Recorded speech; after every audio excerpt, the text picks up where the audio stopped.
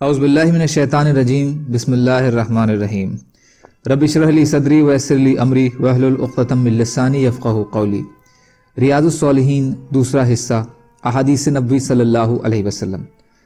اما عائشہ رضی اللہ تعالی عنہا سے روایت ہے کہ نبی اکرم صلی اللہ علیہ وسلم رات کے پہلے حصے میں سو جاتے تھے اور رات کے آخری حصے میں اٹھتے اور نماز پڑھتے۔ بخاری اور مسلم۔ فائدہ: اس میں نبی کریم صلی اللہ علیہ وسلم کے معمول کا بیان ہے، اور یہی آخری رات تہجد کا سب سے بہتر وقت ہے۔ پھر بھی آپ نے رات کے شروع کے اور بیچ کے حصے میں قیام کیا ہے، جیسا کہ پہلی روایات گزر چکی ہیں۔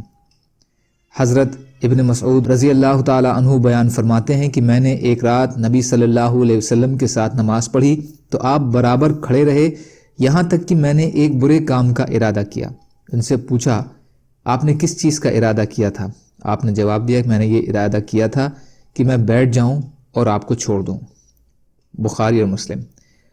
فائدہ: اس سے معلوم ہوا کہ رات کا قیام خوب لمبا ہو، یعنی قرات، رکوع، قومہ، سجدہ، ہر رکن لمبا اور نہایت اطمینان کے ساتھ سکون سے ہو۔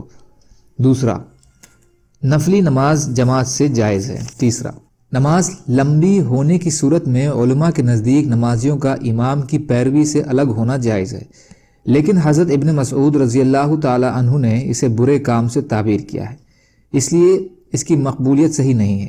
لیکن احادیث میں ائمہ حضرات کو مقتدیوں کا خیال رکھنے کی تاکید کی گئی ہے، جس سے اس کی مقبولیت نکل سکتی ہے۔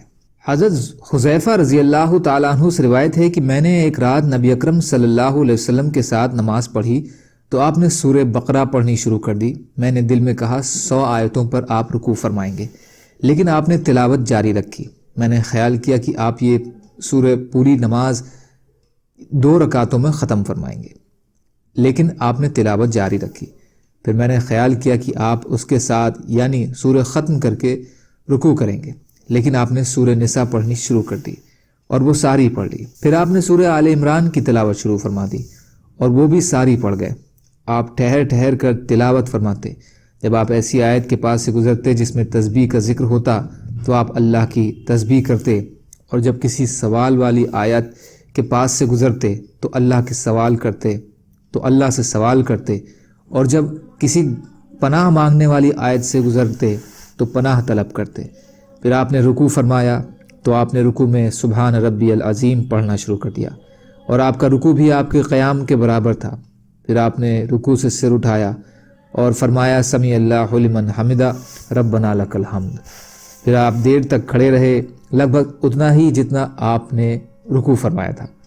پھر آپ نے سجدہ کیا اور اس میں آپ نے سبحان ربی الاعلی، اور آپ کا سجدہ بھی آپ کے قیام کے برابر تھا۔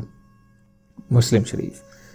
فائدہ: یہ روایت اس سے پہلے گزر چکی ہے۔ اس میں یصلی بہا رکعہ کا مطلب امام نووی رحمۃ اللہ علیہ نے شرح صحیح مسلم میں یہ بیان فرمایا ہے کہ میں نے گمان کیا کہ اس سورہ کے ساتھ آپ سلام پھیریں گے اور اسے 2 رکعتوں میں ختم فرمائیں گے، یعنی رکعت سے مراد پوری نماز 2 رکعتیں ہیں۔ یہ لمبی اس لیے ضروری ہیں کہ اس کے بنا اگلے الفاظ یرقعوا بہا کا مطلب صحیح نہیں رہتا، چنانچہ ہم نے اپنے ترجمے میں اس مطلب کو سامنے رکھا ہے۔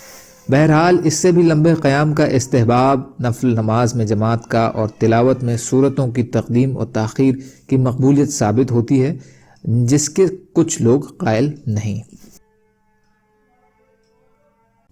اللہ تعالیٰ کہنے سننے سے زیادہ عمل کی توفیق عطا فرمائے، اور مظلوم کشمیریوں، فلسطینیوں اور دیگر ممالک میں جہاں بھی مسلمان بھائی بہن پریشان حال ہیں، یا اللہ آپ ان کی مدد فرمائیے اور ہم کو بھی اپنی استعداد کے بقدر اپنا حق ادا کرنے والا بنائیے، آمین۔ سبحان اللہ و بحمدہ، سبحانک اللہم و بحمدک، اشہد ان لا الہ الا انت، استغفرک و اتوب الیک۔ سبحان ربک رب العزۃ عما یصفون، وسلام علی المرسلین، والحمد للہ رب العالمین، برحمتک یا ارحم الراحمین۔ لا الہ الا اللہ محمد رسول اللہ۔